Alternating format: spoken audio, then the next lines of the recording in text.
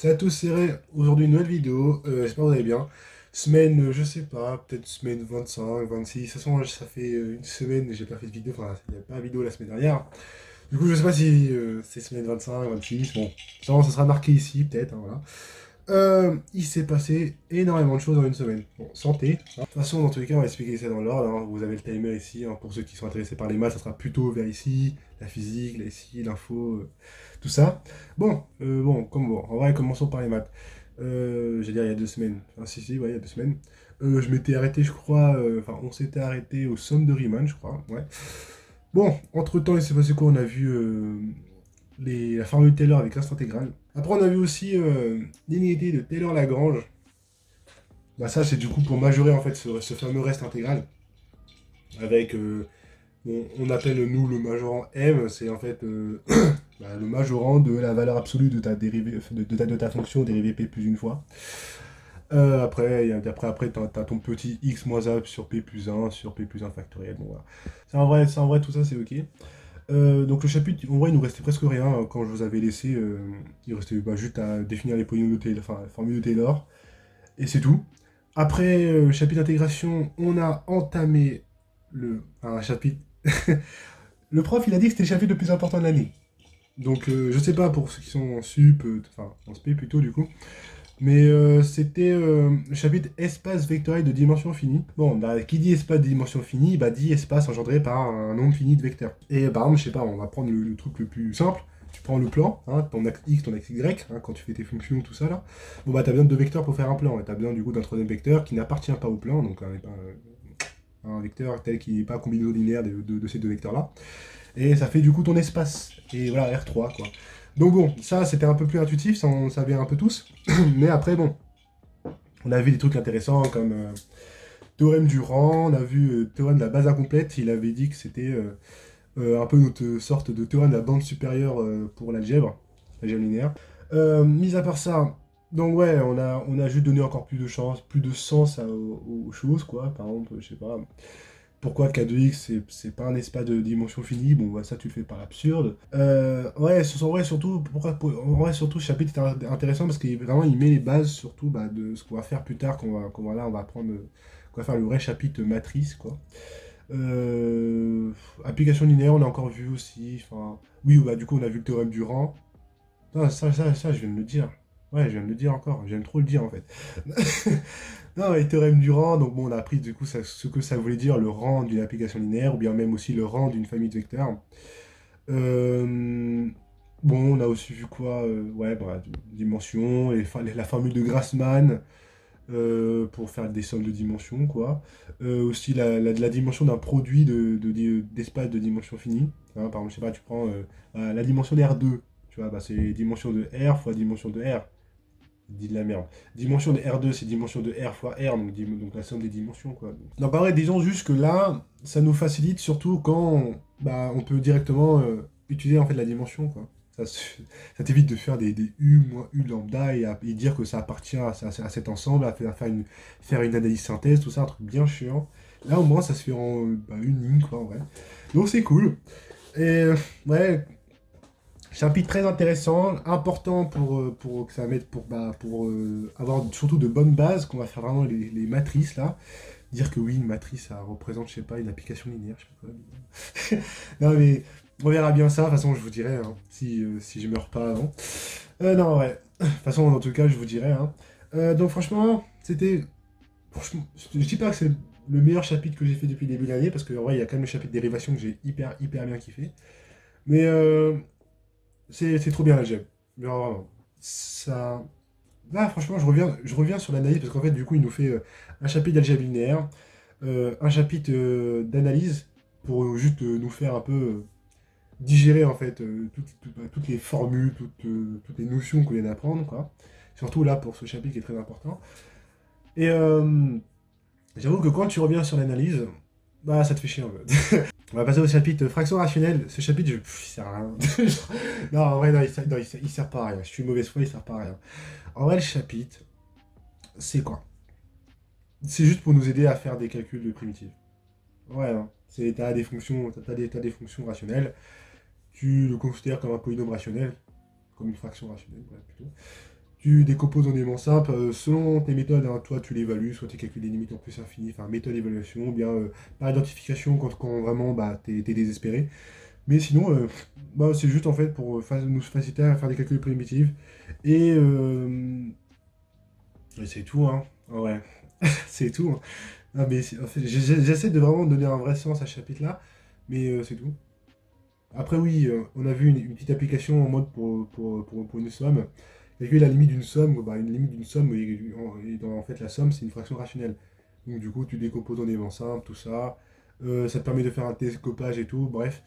Euh, Sinon, ouais, ça, c'est un truc qu'on avait fait en plus en début d'année, hein, les télescopages avec des sommes comme ça. Ah ouais, franchement, les maths, c'était tout. D'ailleurs, je viens de faire mon DS là, il y a quoi, quelle heure? Il y a 2 3 heures, je pense. C'était un DS de 4 heures. Bon, j'ai pas pu vous dire le programme du DS en question, mais maintenant, en vrai, au final, les DS, ce seront des deux problèmes maintenant. On aura un problème d'analyse et un problème d'algèbre. Donc là, c'était bon, bah, sur l'intégration et l'autre partie, c'était sur le début d'espaces vectoriels, des familles de vecteurs, et un petit peu, bien sûr, aussi d'espaces vectoriels de dimension finie. Mais on s'était arrêté au théorème Durand. Donc du coup, bon, bah, ceux qui avaient utilisé le théorème Durand dans le DS, bon, pourquoi pas, why not. On avait un, c'était on avait étudié les endomorphismes cycliques. Ça, il nous a fait introduire une notion en plein DS. Ils aiment trop faire ça. Je sais pas pourquoi. Ensuite, là, le chapitre d'intégration, c'était une intégration fonctionnelle. Bon, c'était rien de fou, en vrai. Bon, pourquoi pas ce samedi-là ou samedi prochain, DS sur l'intégration ou sur les espaces vectoriels. J'ai mis mon DS sur le Discord, ça permettra de vous entraîner. Même d'ailleurs, bah, pour ceux qui seront l'année prochaine, hein, qui vont arriver en prépa, bon, on sera quand même d'ici loin, hein, quand même. Ce sera dans un an, ce sera la période où je ferai mes concours, mais voilà, ça permettra de vous entraîner, tout ça. Il y a tous mes DS en fait depuis le début de l'année, hein, donc même tout premier DS de septembre, donc voilà. Bon, donc c'était tout pour les maths, en vrai c'était long, hein, ça, il y avait beaucoup de choses à dire, hein, clairement quand on fait 20, on a bah oui, du coup 2 semaines, ça fait 24 heures de maths en fait. En physique, le dernier chapitre c'était des exemples en fait d'études de premier principe et second principe de la thermo quoi. Donc c'était calorimètre, c'était aussi par exemple tu avais un solide qui plongeait dans de l'eau avec des parois diamatiques, calculer je sais pas le transfert thermique ou calculer la capacité calorifique du solide, je sais pas quoi. Bon. C'est des trucs comme ça, des exemples en fait de thermo quoi aussi des solides, ou bien, par exemple, je sais pas, t'as une bonbonne de gaz, il y a un petit trou, du coup l'air se dissipe et calculer les échanges, etc. Donc c'était plein d'exemples comme ça. La thermo, du coup, on a arrêté ça. Il nous restera bien sûr le dernier chapitre, c'est sur les machines thermiques, hein, qu'on fera ça peut-être à la rentrée des vacances. Ouais. Après ça, on a repris la méca. Ça, du coup, je vous avais pas dit, c'est normal. La méca, on a repris, c'est-à-dire qu'on a vu en fait le moment cinétique. Ça, c'est une nouvelle notion qu'on n'a pas vu ça d'ailleurs en terminale. En fait, surtout, c'est intéressant dans le sens où, par exemple, en terminale, quand on voit les lois de Kepler, on sait pas, on les démontre par contre la troisième loi de Kepler, mais on démontre pas la deuxième, ni la première. Bon, la première, elle se démontre vraiment en fait. Je sais pas. La deuxième. Voilà, la deuxième qui dit que oui, que l'air balayé par un intervalle de temps donné est le même. Bon, bah ça se démonte là maintenant. Et c'est vrai que j'avoue que quand j'ai fait ma vidéo pour le grand oral d'ailleurs, et que bon, j'avais fait par rapport aux lois de Kepler, bon bah ouais, démontre-moi que l'air balayé est la même, je savais même pas comment faire. En vrai, c'était pas compliqué. Bon, ouais. Mais bon. D'ailleurs, vous êtes beaucoup vraiment pour me demander en fait mon sujet de grand oral. Vous êtes beaucoup sur Instagram, en commentaire, aussi par mail. En vrai, je crois que je vais le mettre en description, un truc du genre, parce que bon, à 3 heures du matin, quand on me dit, ouais, envoie-moi le grand oral. Ouais. Qu'est-ce qu'il y a d'autre? Ouais, ensuite, bah, en fait, sur tout le moment cinétique, c'était pour nous introduire en fait les forces centrales. Les forces centrales, bon, bah, c'est une force qu'on connaît de tous depuis toujours, hein, la force de gravitation, ou même la force d'un champ électrique, je pense. Ça doit se faire aussi, hein. Ouais, je pense. Oui, je pense, ouais. Bref, force centrale, pour montrer que oui, quand tu utilises, je sais pas, le mouvement d'une planète autour du Soleil, bah en fait tu peux le modéliser dans un plan en fait. T'as pas besoin du coup de le modéliser par l'axe Z la plupart du temps. Donc bon, oui, c'est une propriété des forces centrales, surtout que la conservation du mouvement cinétique plutôt. Qu'est-ce qu'il y a d'autre? Ouais, bon, le mouvement dans un plan, t'as la constante des airs aussi, du coup. Qu'est-ce qu'il y a d'autre? Ouais, du coup, comme je viens de dire, le moment cinétique est constant par rapport au temps. Enfin, à tout instant plutôt. Donc bon, c'était plein de propriétés, on avait force centrale, on a revu en fait les lois de Kepler, on a aussi revu surtout l'énergie potentielle, donc c'était vraiment des rappels surtout du premier chapitre, conservation de l'énergie, tout ça avec en méca. On a vu du coup le diagramme avec les EP efficaces, tout ça, état lié, état de diffusion, tout ça. Donc c'est vraiment intéressant, les différentes trajectoires aussi que peut avoir du coup des planètes autour d'un astre, elliptique, circulaire, aussi parabolique, hyperbolique. Donc bon, c'était vraiment intéressant. En vrai, bah, surtout vu que j'avais fait mon grand oral dessus, bon, bah, c'était quand même mon chapitre qui m'intéressait le plus, surtout en terminale. Et là, le voir de manière beaucoup plus mathématique, comme on dit, c'était plus intéressant. On a fini ça. D'ailleurs, il nous restera un dernier chapitre en méca, ça va être sur les moments des solides, du coup. Ce sera le dernier chapitre de méca. Donc en vrai, franchement, là, l'année, en vrai, elle est presque déjà finie, hein. Il nous reste un chapitre de méca, un chapitre de physique, un chapitre de méca, un chapitre de thermo. Et après, il nous reste bien sûr toutes les ondes à faire. Ensuite, en chimie, on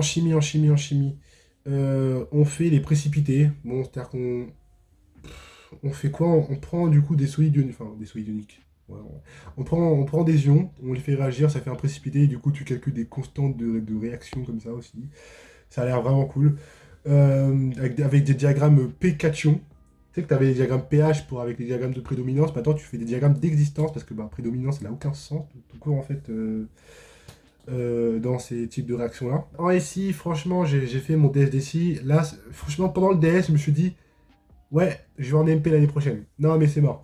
La psy étoile, non, non. La SI, je comprends rien. C'est n'importe quoi. Non, mais en fait, ce qui est marrant ici, c'est que les cours, ils sont trop faciles. Les cours, c'est trop bien. C'est que le prof, en plus, comment il te parle, c'est comme si, oui, tu vois, c'est évident, c'est ta bielle, ta manivelle, ou je sais pas, genre, c'est ton vibroquin et tout. C'est genre, ta liaison pivot-glissière, pivot-glissant. T'as assez, genre, ta petite liaison pivot-glissant ici, tu vois. Et il te dit comme si c'était trop évident pour toi. Et c'est vraiment, sans... tu comprends, tu vois. Et le problème, c'est que tu arrives au DS, il te donne un système, mais c'est un truc de fou furieux. Là, tu comprends même pas ce qu'il faut faire. Vraiment, je me suis dit, mais en vrai, la psy étoile, maths, physique, SI. Je vois les coefficients des concours en SI, là, dans la filière psy, je me dis, non, c'est bon. À quoi ça sert? Ah, mais vraiment, à quoi ça sert que je sois, je sais pas, à l'épreuve mine ou centrale, et je regarde, je suis des décis comme ça, en mode, comme ça, genre, en mode. Non, c'est rien. Donc bon, MP l'année prochaine, ça c'est sûr. Voilà. Donc, ouais, alors après, mis à part ça, en vrai, là, ici, on n'a rien fait, on a juste fait des TD, en fait. En fait, on a juste. D'ailleurs, ces TD, ils sont marrants parce que on a notre salle de TP, du coup, ici, maintenant. Et tous les TD, enfin, tous les machines qu'on étudie, quoi, tous les systèmes qu'on étudie plutôt, en fait, c'est des machines qu'on a en TP, quoi. Donc, bon, c'est facile, du coup, parce que tu le vois, j'allais dire, tu le vois oui, tu le vois, du coup, dans la vraie vie, donc c'est facile après de faire tes petites équations. Mais quand tu es en DS, tu vois un système qui te fait comme ça, là, je me dis, mais ça sert à rien, tu vois. Mais bon, bref, c'est pas grave, c'est là ici, bon, c'est pas grave. En info, entre-temps, après les tris, il s'est passé quoi? Il s'est passé les tire-bouchons, non, pas les tire-bouchons, il s'est passé voilà, les algorithmes gloutons. En fait, un algorithme glouton, de ce que j'ai compris, hein, bien sûr, c'est vraiment c'est pour optimiser des choses. C'est-à-dire que par exemple, je sais pas, c'est vrai, c'est pour optimiser. Après, tu as le choix de faire une optimisation globale ou bien une optimisation locale. Après, tu peux pas faire les deux à la fois, c'est compliqué quand même. Et bon, c'est soit par exemple, je sais pas, problème du sac à dos, c'est-à-dire que tu as plein de choses à mettre dans ton sac et ton sac, bah, il a un poids maximal, on va dire, et c'est optimisé quoi. Pareil pour le plus court chemin, c'est-à-dire que tu as un nombre de points, tu peux avoir 20 points par exemple, et tu seras le plus court chemin entre ces 20 points. Et bien sûr, tu ne peux pas faire ça de manière naïf, on va dire, parce que sinon ça te ferait du coup en fait 20 factoriels possibilités. Et 20 factoriels, c'est un chiffre que tu penses même pas en fait. Donc bon, donc il faut faire du coup des optimisations qui sont locales, donc dans le cadre d'un plus court chemin, mais globalement pas optimales. Le français, la semaine prochaine, on a des de 4 heures de français. Donc j'ai commencé à relire un petit peu, enfin, me replonger un peu dans les livres, quoi. Et surtout, en vrai, c'est vrai que c'est beaucoup plus facile maintenant de relire les œuvres, parce que, en fait, au final, tu sais ce que la prof attend, quoi, quand tu lis. Parce qu'au début, franchement, de toute façon, il y a ma vidéo,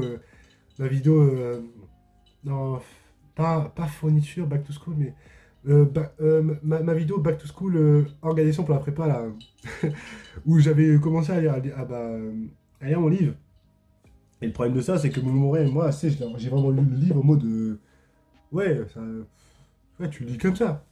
Mais après, bon, il y a des trucs, franchement, elle a relevé la preuve que j'aurais jamais relevé de mon vivant, tu vois. Mais bon, au calme, au calme. Donc c'est beaucoup plus facile, en tout cas, quand tu commences à avoir les cours de la prof, les passages qui sont vraiment importants, quoi, pour elle. Et donc voilà, c'est beaucoup plus facile. Et c'est ce que j'ai commencé à faire pour ne pas être à la ramasse pour le DS de 4 heures samedi, hein, en français. En vrai, c'était tout pour cette semaine. Mais j'avoue que pas faire vidéo pendant 2 semaines, je me dis, putain, mais en maths, il s'est passé des choses, hein. Après, en tout cas, 2 semaines de cours, ça fait une journée entière. Pas une journée entière, un jour entier, 24 heures du coup. Et 24 heures, pas à vitesse de chameau, hein, 24 heures, ça y va, quoi. Donc ouais, non, j'avoue, non, il s'est passé beaucoup de choses. Ouais, j'espère vous, en tout cas, cette semaine s'est bien passée. Moi, là, je vais me reposer. J'ai une fatigue chronique, elle est incroyable. De toute façon, depuis, je crois, depuis 3-4 semaines, je crois, je suis éclaté. Bon, heureusement qu'il y a les vacances dans 2 semaines, je crois. Portez-vous bien, en tout cas, vous. On se dit à la semaine prochaine. J'espère que j'aurai pas un imprévu encore. Et puis voilà. Allez, peace.